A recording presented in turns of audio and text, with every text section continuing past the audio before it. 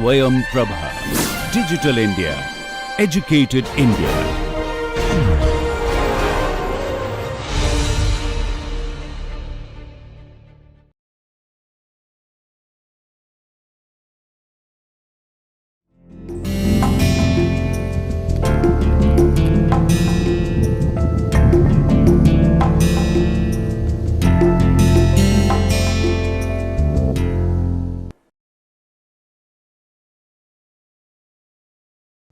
Hello everyone. Today's session we will be handling on international agencies in development administration. So far in almost all the sessions we were going through about the features of development administration, the scope of development administration, how is development administration moving ahead for sustainable development, and the strategy behind is your inclusive development. So, we have been discussing about all these aspects. Now, this particular session, this lecture will focus on international agencies, what is their role. You know, in policy making, as David Easton suggested, he brought in the model, the black box model. He said the demands and the inputs of the people would be affected by the internal and the external environment. So, external environment is nothing but our international agencies. So, in this session we would be seeing how these international agencies are helpful for our country, India, for the economic development or growth. The first half of the 20th century, it went in creating new opportunities, new permanent world organizations.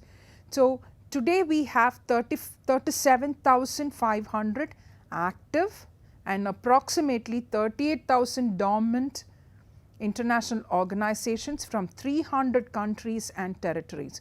So, there are 38,000 dormant and yet we have 37,500 active international organizations. So, when we think about international organizations, we think about World Health Organization, that comes to our mind, the Food and Agricultural Organization. So, these organizations are also helpful for our country. So, approximately 1,200 new organizations are actually added every year. Why is it so? Because the problems are on a rise, it is an increasing, and then we have to focus on the growth, the development. So, we require more of international organizations, including the population is also increasing. So, if we have to reach out to the entire population, the international organizations will also have to increase. Emergence of international organization. Here on the slide, I present a timeline. We just need to know from where we started. 1814 to 15 was Vienna Congress. Then 1865 was International Telegraph Union. 1874 International Railway Congresses Association. So, it started beginning like this, and through the Hague Conference we had a peace treaty after World War I, and then we had the League of Nations in 1920. 1945 United Nations came into being. We have the World Bank Group in 1945, Organization of Economic Cooperation Development in 1960, Amnesty International in 1961, and Asian Development Bank in 1966. So, the emergence of international organization, the timeline is very important because United Nations works for the peace. It is that is the reason it is also called as the peacekeeping force. So, this is the timeline. What is the United Nations comprised of? It is comprised of 6 divisions. 1, the General Assembly, the Security Council, Trusteeship Council, UN Economic and Social Council, the International Court of Justice, and the Secretariat. So let us see what they do, what are their functions or roles. The General Assembly comprises of 193 countries, and they are all on basis of one vote. So the member countries are elected on the basis of one vote. So General Assembly consists of 193 countries. What is the role of the General Assembly? The role of the General Assembly is absolutely in focusing on bringing out international peace and security. They have to take care of calling for peace amongst the nations. So that is a major role of General Assembly.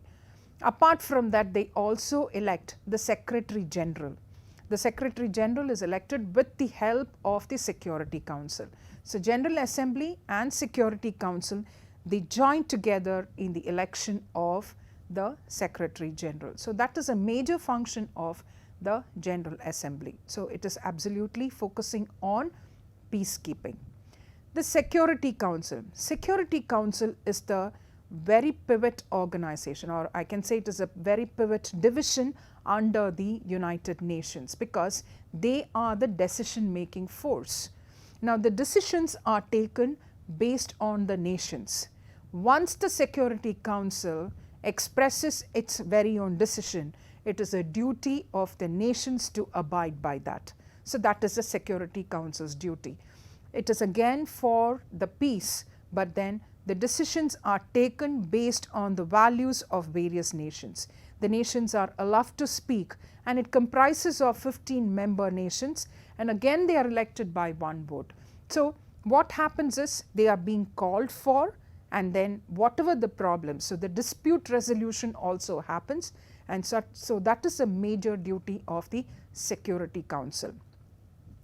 Next is your Economic and Social, United Nations Economic and Social Council. So we were speaking about the sustainable development. So this particular Economic Social Council focuses, it stresses upon the sustainable development. It sees to that the nations abide by the goals. They have to fulfill the goals. If a particular nation is not fulfilling the goals, the Social Economic Council has got all the rights to intervene and pinpoint the nation. So that is a major role of Economic Social Council of the United Nations. Trusteeship Council. So we have inhabitants from various countries, various nations who are settling in different countries. So the Trusteeship Council, as the name states, it provides trusts, it provides trust for the nations wherever, for the inhabitants of various nations wherever they are staying. So that trust that they give for the inhabitants, that is a major role of Trusteeship Council. So these four divisions are main important. And International Court of Justice. Now when we speak about International Court of Justice, we can talk about the human rights. Human rights is one of the important aspect. Many countries have human rights imbibed in their constitution. Like we have our fundamental rights. The United States of America has got Bill of Rights, but then various other nations may not have this particular rights imbibed in their constitution, and so that is why we have the human rights. So even in our country, we have the State Human Rights Commission, the Human Rights Commission at the central. So all these, they take care of the rights of every human being, the life, dignity, the liberty of the human being. So human rights have to be protected. So any problem in the human rights will be reported at the International Court of Justice if that is a very major issue that is affecting a nation. So they will have to provide they have to take the legal actions, they have to resolve the disputes through the laws, the legal laws and regulations. So that is a major role of International Court of Justice. And Secretariat, it is the work, the administrative work, the reporting work is all being carried out by the Secretariat. So these are the 6 divisions that are present in the United Nations. So these 6 divisions reach out to the people. They have they bring in awareness among the people. They have to have more people to be employed to achieve the goals that are being present. What is the UN's ability? How can the United Nations help India? It can assist. Number one, it can assist in assessing and using global public goods and rights-based instruments. So they can assess the global public goods. What kind of goods? What kind of goods can they be exported or imported? So all those things the United Nations has got all rights to check. The treaties or the conventions that a country signs with another nation will also be scrutinized by the United Nations, whether they adhere to the goals or the vision of the particular United Nation. And rights-based instrument, which means that it does not ignore or neglect the rights of the human beings. So that is one of the way where the UN can assist India. Two, it provides a dialogue between the different stakeholders. So we have a lot of trades that are happening between two nations. So the dialogues are also being taken care of the different stakeholders. If at all the country wants the United Nations to pitch in that case the United Nations will actually provide a dialogue. They will be the mediator between the two nations. If the two nations are under war, so to bring out the peace and security of the people, the United Nations can come in between and they can go in for a dialogue. Three, it provides evidence-based benchmarking, monitoring and evaluation of programs and schemes. So it is not that a country just brings out the schemes and programs. They have an objective. They have the objective. In our country, our objective is to take care of the people, to protect the people. In certain Gulf countries, in certain Middle East countries, there are certain provisions which are being given by the government. The thing is, if a student has to go abroad and study after the education, what they do is they would fund for the student. The expenditure will be completely taken care of by the government till the student returns back. They provide free health benefits. People who are employed in a firm there will not just get the salary from the firm, but also get a salary from the government. So ultimately, this is all dependent on the system of the government, the pattern of the government. They are getting developed there. But in our country, it will not be easy for us to do all these practices. So we need to monitor. It is just not that the programs and schemes are being given to the people. How far the government is able to evaluate, how far the government is able to achieve that role. So that is a major thing. So monitoring and evaluation has to take place. And that is again, United Nations will help, give a helping hand. Provide specialized technical support. Technical support can come from the various international agencies. So that is where we have the World Health Organization, the banks are there, International Monetary Fund. So these agencies, they can bring in a technical support, give a hand if the nation requires. Support innovations that promote inclusion of marginalized communities. So inclusion of marginalized communities. So inclusive growth, inclusive development is very much important. So innovations are required. If there are very good innovations, these people can be awarded also. They will be rewarded or awarded, whatever. So United Nations helps India in fulfilling their objectives in this way. Now let us go for the first international agency, that is International Monetary Fund. What is the role of International Monetary Fund for India? It provides the financial assistance as well as technical assistance. We require fund. Where would we get the money from?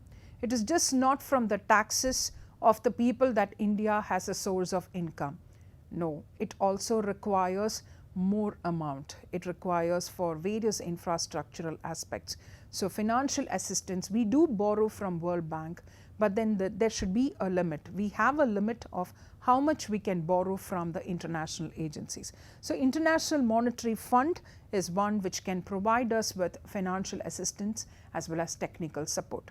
So let us know something about International Monetary Fund. It is an organization of 189 countries to foster global monetary cooperation, and it was created in the year 1945. So India joined in December 27th, 1945 as the original member.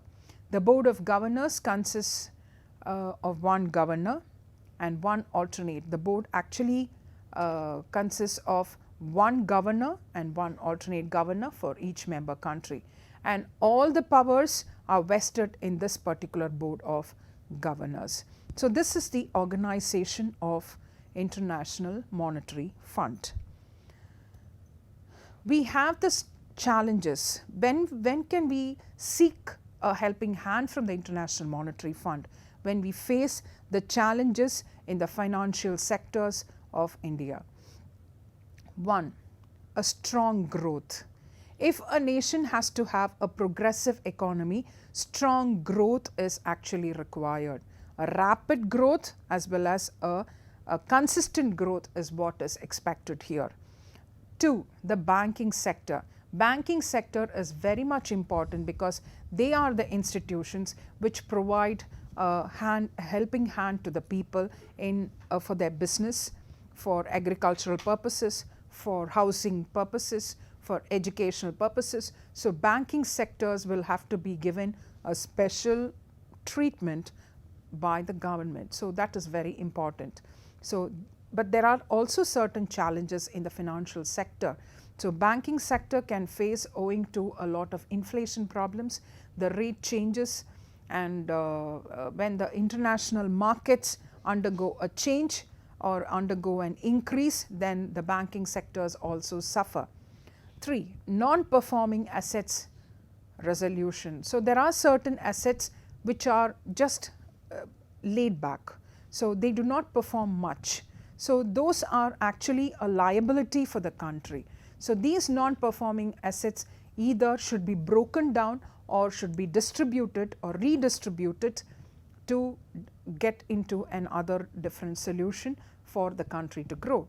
Then restructure the governance of PSBs, the public sector banks. That is very important of late. When we have the private sectors, the private banks coming in, the public sector banks actually require a lot of upgradation. They need to be technologically sound, and manpower exists, but then skill is very minimal, and the speed, the technological speed is also very poor. The treatment, the way of the managerial skills are to be improved. So all these aspects the public sector banks will have to take care in providing loans, how to reach out to the people, bring out an awareness. In a private sector bank, we find many people being recruited there, and you have a person who is called as a customer relationship manager. This person takes care of all the needs of one particular individual.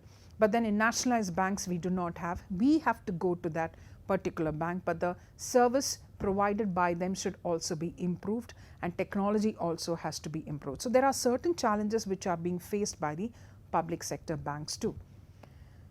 Reduction in the role of public sector. After the new industrial policy came forefront, we do have the reduction in the public sector. So that is the the role and the functions of the public sector actually has reduced. So that has to be increased. Financial oversight. When we view the financial oversight, we need to see that we are in the progressive stage.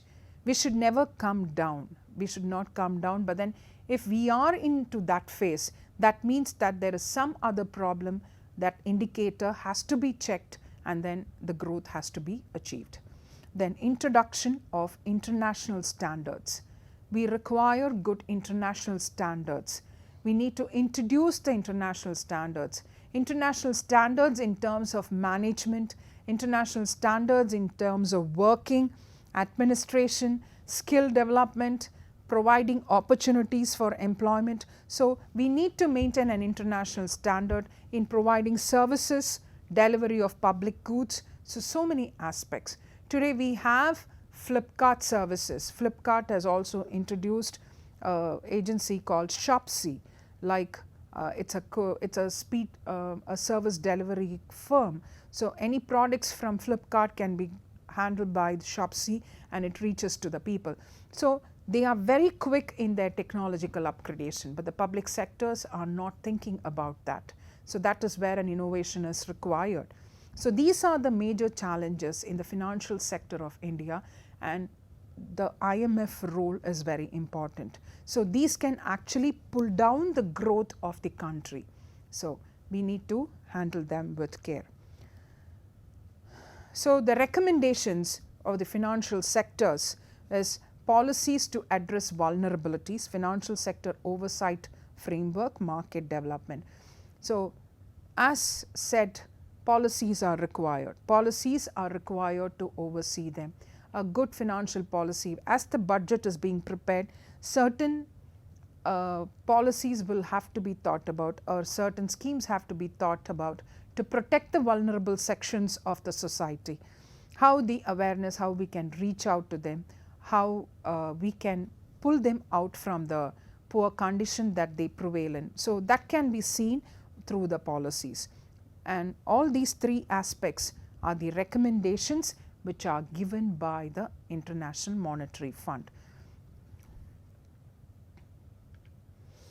The next, we go ahead with the Organization for Economic Cooperation and Development, OECD. This Organization for Economic Cooperation and Development always prevails in development administration.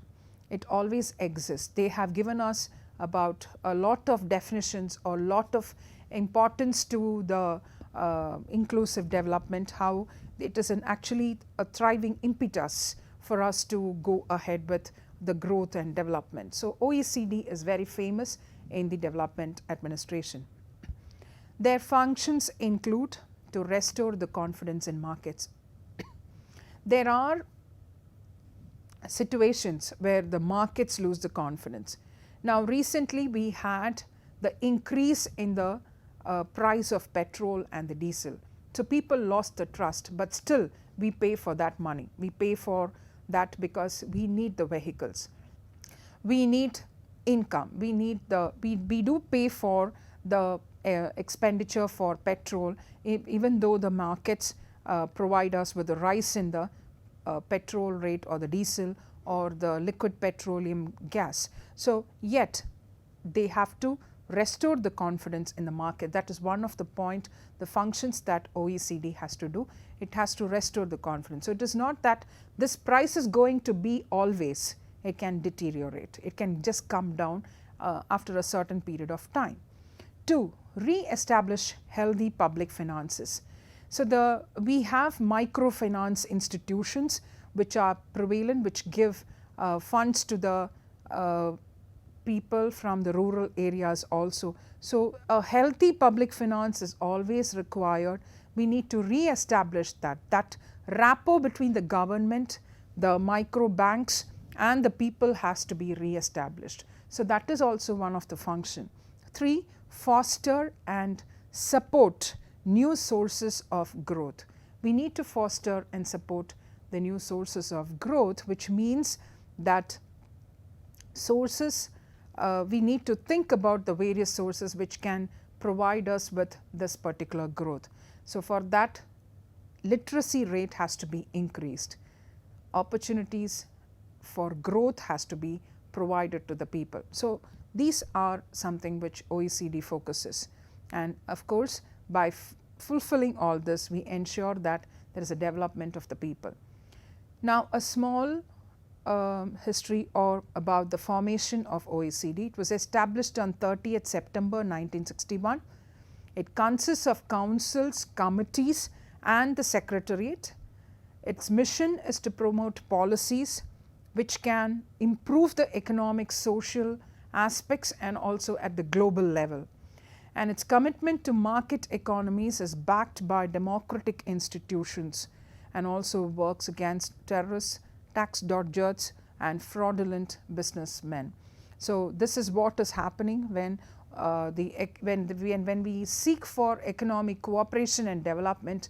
We do have a challenge that we faced through the fraudsters, the tax lodgers. There are people who evade paying tax. So, those people will also have to be taken care of, and that is again a concept or a function of OECD. So, IMF and OECD, these are the two major financial sectors that we have to international agencies which focus, which help in India. Now, what are the areas of relationship of OECD in India? Here in my slide, I have brought in how there is an interconnect between the two. Let us see that. Now, maintaining economic growth and resilience. So, this can be attained when there is a sustainable balance of economic growth, then sustainability in equitable public finance and international best practices.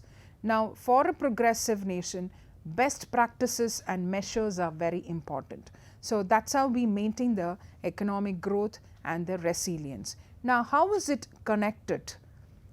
This is connected by efficient functioning of markets. So, when there is a maintenance of economic growth and when there are resilient measures, automatically the functioning of markets are also very effective. So, that enhances the cooperation of international investment, improves financial inclusion and education, promotes sound competition and strengthens the consumer protection. So, these aspects, these can be for efficient functioning of the market. So, this is ultimately related to the sustainability. So, these two are actually related. So, this is how the OECD works for India. Let us see the second one, which is the public and corporate governance. So, for a public and corporate governance, we require improving the corporate governance by fighting corruption and enhancing integrity, ensuring transparent and sustainable public finances. So, these aspects will have to be there for public and corporate governance. Now, this has an impact on employment, social development and skills. So, when public and corporate governance is effective, we have more better jobs, promote social inclusion and health system and fostering skills through education and training. So, again there is a link between these two. The third one is industry and innovation. In industry and innovation, we need to build a knowledge economy, promote first class steel industry. This is one of the public sectors which is being held by the government and meet the transparent infrastructure needs. And it has got a link with the environment and energy, how it can combat climatic conditions. So, building a knowledge economy, when you have the basic knowledge, automatically we can initiate, we can start with mitigation and adaptability measures, we can take care of the climate changes, prevent more of global emissions. Then fighting biodiversity loss, provide a clean environment, water management, strengthening biotechnology, provide clean and affordable energy. So, all these aspects, these are the major areas of relationship between OECD and India, and they are interconnected with each other. Then next we move ahead with the next finance institution, which is the Asian Development Bank. So, Asian Development Bank was opened on 19th December 1966 with 31 members. It has 67 shareholding members, and the Board of Governments is the highest policy making body. It fosters the economic growth and cooperation in one of the poorest region of the world. So, again their main aim is to foster the economic cooperation, economic growth and cooperation. And it is a founding member India was a founding member of ADB. ADB supports India's industrialization, helping in restructuring the country's financial sector.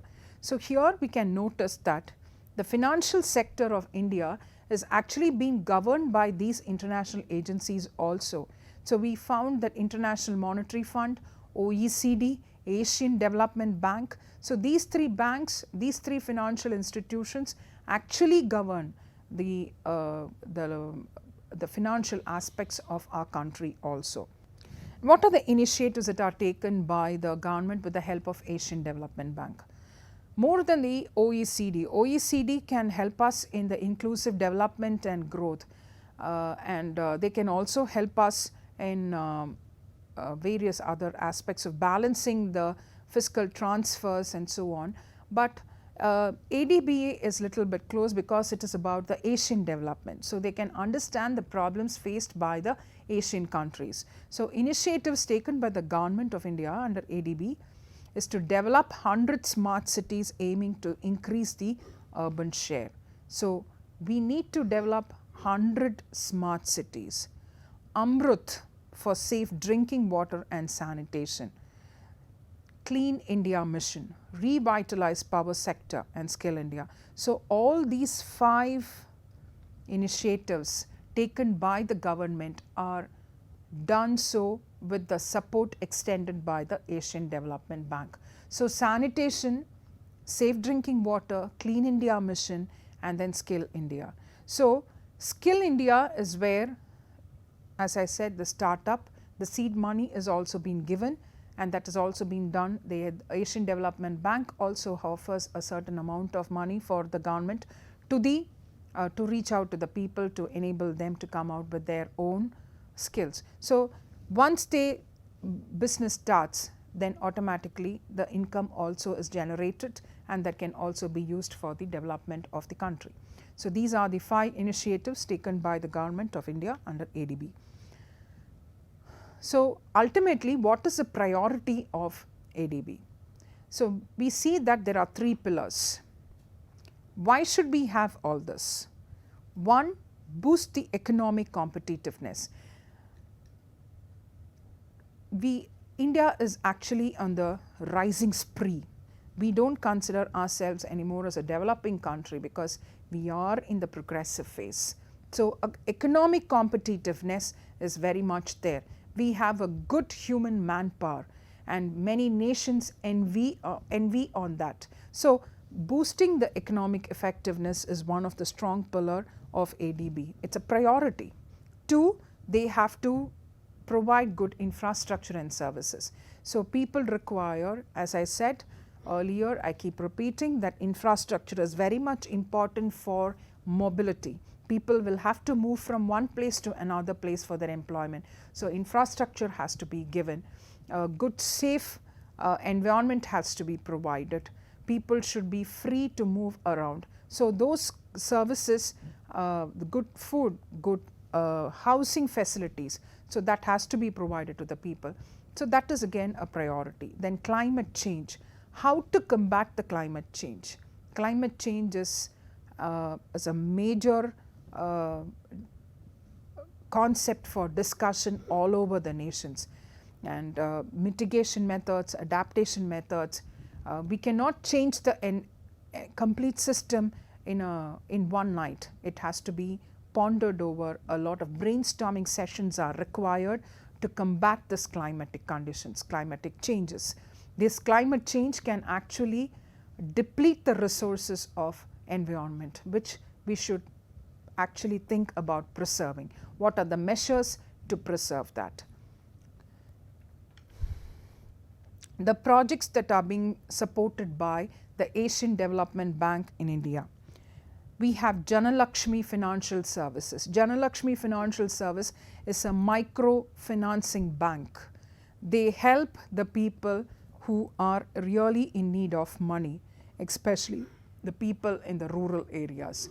People who do not have, who are below the poverty line, this particular financial service actually helps them, reaches out to them, understands their problem and helps them. Once they are out of the poverty line, they may actually repay the amount with small minimum interest. Interest is charged. They provide with gold loans also. So, these facilities are there with a minimum interest. It is a micro bank. So, this is prevalent, and this is one of the projects which has been supported by ADB. Then hippocampus learning centers. Hippocampus learning centers are major centers of education and learning for the undeserved sections is what being stated. It is for the deserving sections. The nomenclature should be for the deserving sections, but then they say hippocampus learning centers are for the people who belong to the vulnerable groups, the small children who do not have the ability to go and learn, who have not gone to the nursery or the Montessori. Like you have the Anganwadis, hippocampus learning is also one such which bring in the children who actually do not deserve it, but then they are educated. So, you can say the differently abled people, the special needs schools. So, all that come under the hippocampus learning centers. So, they are also being funded by the people, and the funds also come from the people through crowdfunding, and of course, it is another project which is being supported by ADB in India. Clean water. Clean water is another one where we need to clean the rivers, the lakes. That is more important because they are the major resources. When there is a rainfall, immediately this clean water system has to be prevalent. You need to provide clean water. The potable water is what is happening, is what is being done today. So, the potable water should also be clean. This is very much important to preserve the health of the people. Then Asia Environment Partners. So, Asia Environment Partners are all the Asian countries can join together to thwart, to remove the climatic, the problems faced due to climate. What are the limitations that we have owing to the climate. So, Asia Environment Partners is another section which brings in the collaboration of other nations, other Asian countries to remove this. So, these are the major projects funded by or supported by ADB in India. The next is the World Health Organization. World Health Organization, it came into existence on 7th April 1948. It has 7,000 employees. It is headquartered in Geneva. So, what are the challenges? World Health Organization, as the name suggests, it is to provide good health facilities to the people. So, where do we get the good health facilities? It is based on the sanitation. Provide good sanitation, provide good toilet facilities, that is most important. Then inequality should be outridden, inequality should not be there, and everybody should have access to the sanitation facilities. Then unregulated private sectors. So, there are private sectors which do not follow the policies or the rules.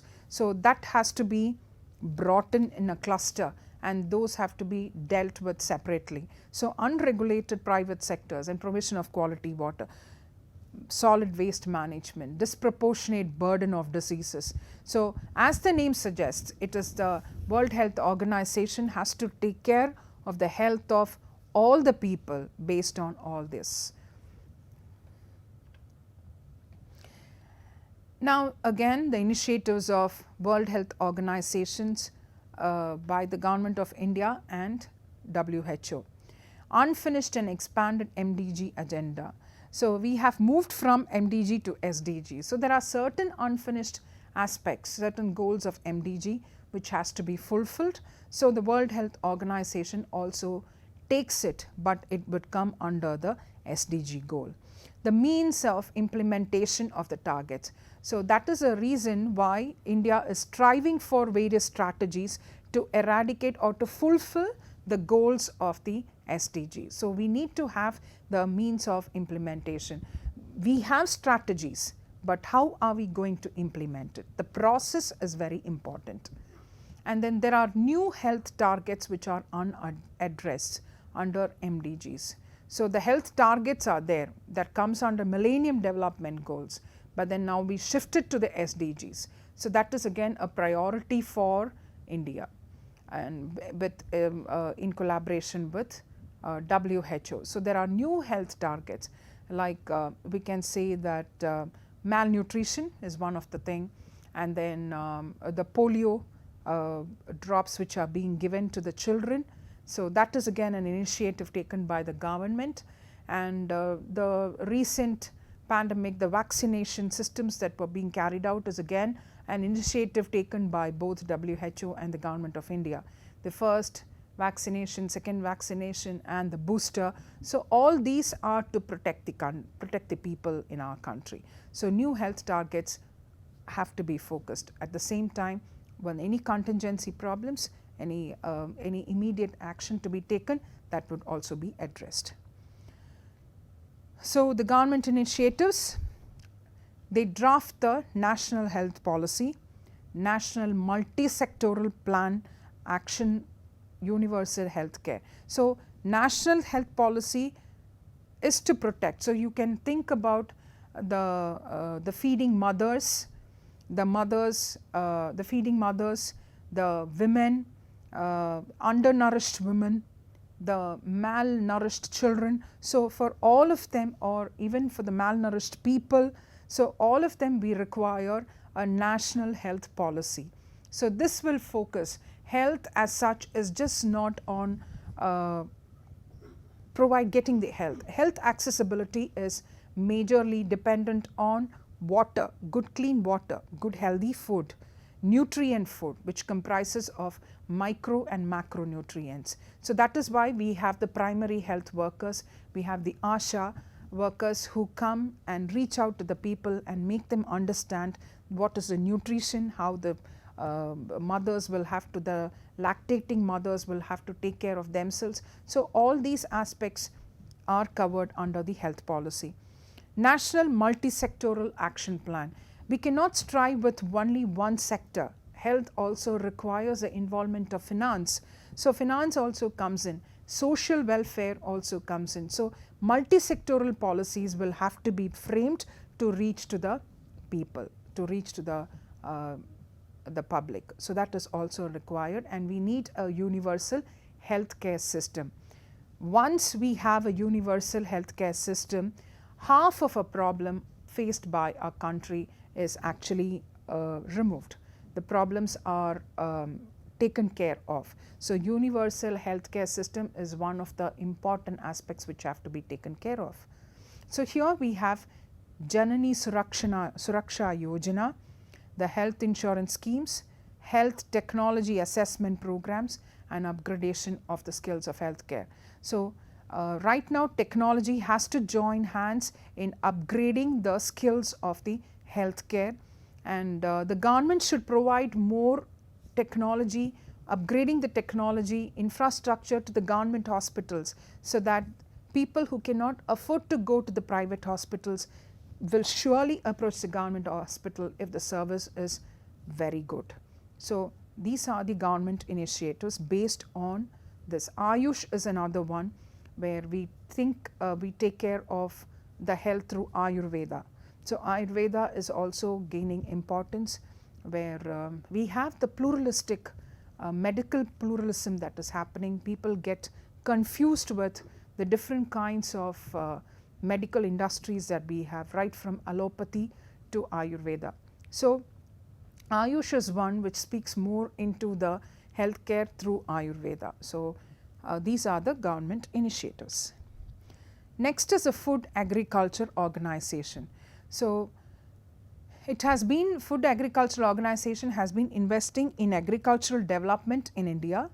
It plays a catalytic role, and the initiatives that are taken by Food Agriculture Organization is the water restructuring project and the global knowledge transfer. So, that is very important for food.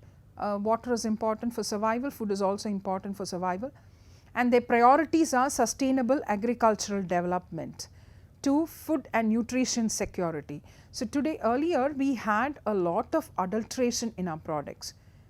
Presently we do have the adulteration. We can see a difference in the export of goods. Some goods that are being exported are of a higher quality, but then the quality that we receive in our very own country can be a subsidized one that has to be taken care of. So, food and nutrition security is very much necessary to be taken into consideration. Transboundary cooperation. Of course, we need to have a relationship between the other nations for the supply of food, for agriculture, to get the best equipment, best technology. We require the help of other countries also, and this is for the sustainable agricultural development. So, these are the basic aspects which they focus, and upon everything we need to think about the climatic conditions, the climate changes that happen, and the gender, because today women are also into the agricultural field. So, women are not, what happens is the loans are taken by the women, but once the man is no more, the burden falls on the women. So, the women do not know how to handle this. So, that gender should not be, that the woman should also be enlightened about this particular thing. So, gender and climatic conditions are also necessary. So, food and agricultural organization, the priorities are these. Now, again the joint program of Food FAO with India is management of resources, national securities, food and national securities, resilience, transboundary cooperation. So, management of resources is the environmental resources, the manpower resources, how much is required, the importance of seeds, the fertilizers that are required. So, all those have to be taken into consideration. And resilience, how we can get back. We need to think about even if the climate is a problem, we need to think about various measures. We have to be resilient to face any problems that can attack us. So, those measures will also have to be taken care of, because without agriculture humans cannot survive. So, that is very important to be taken care of. Without food, survival and existence is very difficult. So, these are the areas. United Nations International Children's Emergency Fund, that is UNICEF. This UNICEF focuses completely on the healthcare systems for the children. It focuses on the emergency food and healthcare to be provided. It is an executive body, governing body, which comprises of 36 members, and it was founded on 11th December 1946. It is headquartered in New York. So, this particular United Nations International Children's Emergency Fund, it is a basic cooperation agreement between the UNICEF and the Government of India, which forms a platform for UNICEF's work. So, this is how to provide the education. Today we find accessibility to education to be extraordinary. That is, in certain places education facilities are not available. So, that is a reason we included the midday meal scheme. So, children who are within the vicinity of the schools, they would come to the schools to have their meals. At the same time, education is also being provided to them. So, nutrition part is also taken care of, as well as the education part. So, UNICEF plays a major role in providing the accessibility to education.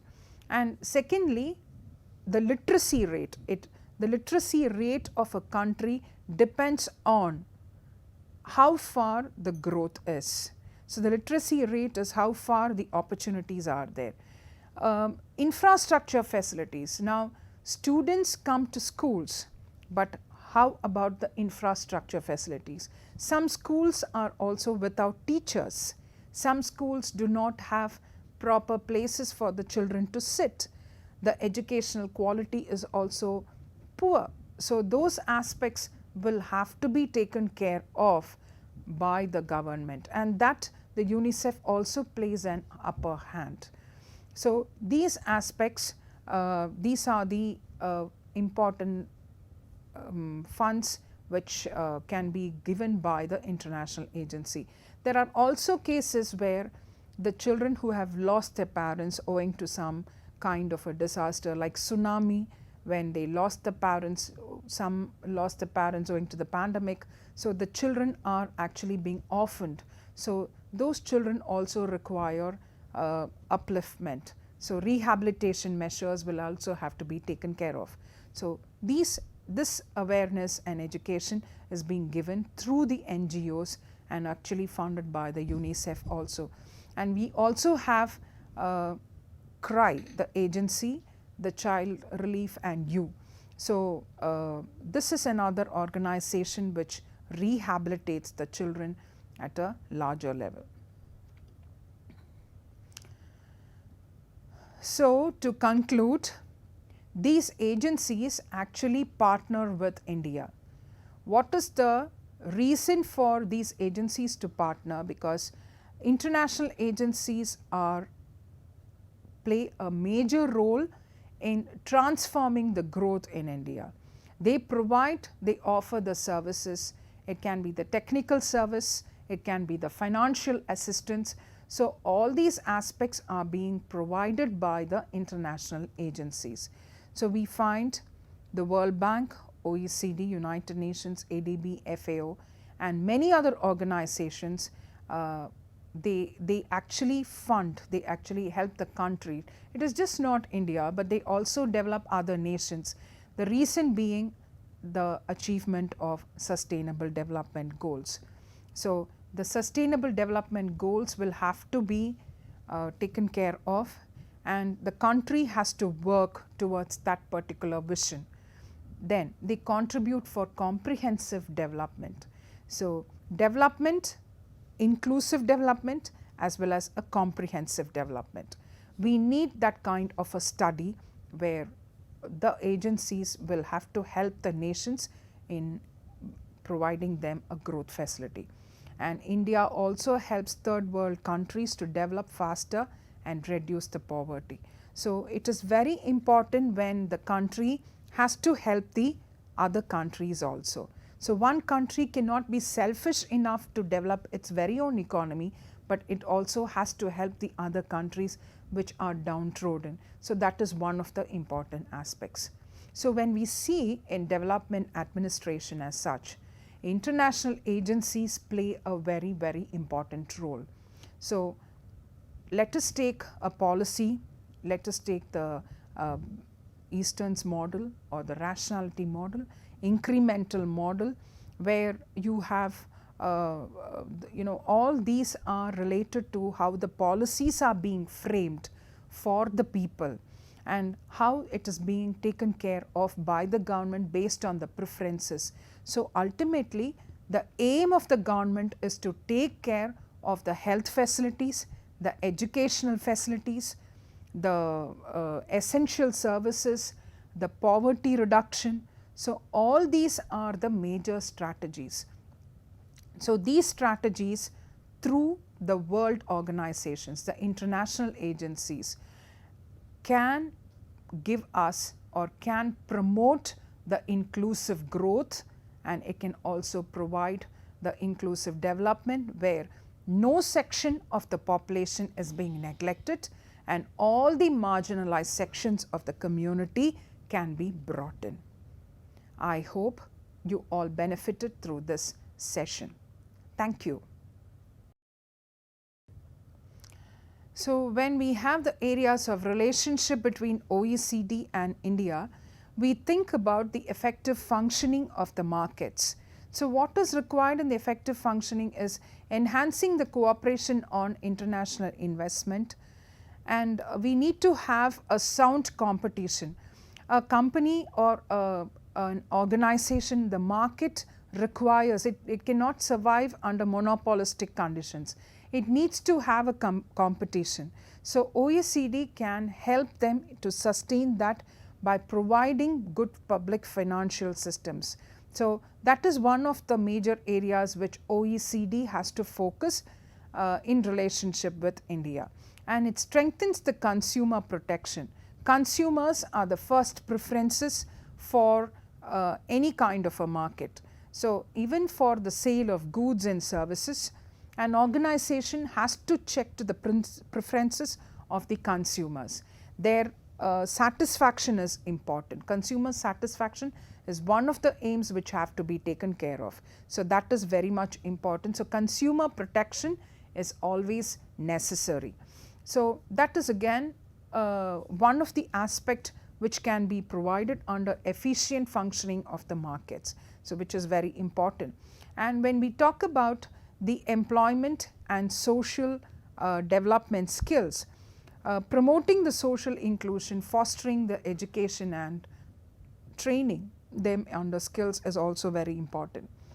We have the national skill development programs where the youth is actually the once you complete your class 12th, you can enroll yourself into these centers where they give you the opportunities to upgrade your skills, learn a separate course, and they also offer a job with a stipend. So, slowly once you join the company or any sector, you can slowly upgrade yourself and search for various other employment opportunities. So, that is also one of the important aspect to develop the skills of the people. So, when education is there, basic education is very much necessary for every citizen of our country. So, when the basic knowledge, basic education is provided, skills automatically come to that particular individual. So, that is again the focus of OECD along with India in developing the skills, provide educational facilities, fostering them, and then health system also. They also want to provide good health system, inclusive system where the neglection of the marginalized societies should be avoided. Environment and energy, a clean environment, you strengthen the biotechnology, affordable energy. Today we have a lot of energy uses, like we need to stop the usage of coals which can emit a lot of carbon in the atmosphere. And then we need to think about stop burning of plastics. Plastics are harmful. We should stop burning the plastics. Usage of plastics should actually be banned. Though they are banned, still we find a lot of plastics presented. Plastic cans, plastic bottles. So, of course, there are certain plastics which are degradable. So, consumption through that is also okay, but then still they are harmful for the health. So, we need to think about those aspects when we need to have a clean, affordable energy. And we think about usage of solar energy, usage of wind energy, then thermal power. All these have to be brought in. A mix of all these can also be brought in if necessary. If agricultural systems are being benefited by wind energy, it is absolutely wonderful. If household are lit by solar energy, it is again marvelous. So, there should always be an understanding between the system of the functioning of solar energy with the hydropower energy also. So, all these aspects should be taken care of when we focus on environment and energy. So, OECD speaks about how to build the knowledge economy and how to make transparent infrastructural needs. So, that is again a link with through the environment. This can be achieved in through providing in giving the environment in giving the people a good amount of energy sources, a usage of energy, the environmental aspects, a clean and affordable energy. So, all these aspects are the major relationship that is prevalent, that has to prevail, and OECD actually works with India in promoting or in providing these kinds of opportunities.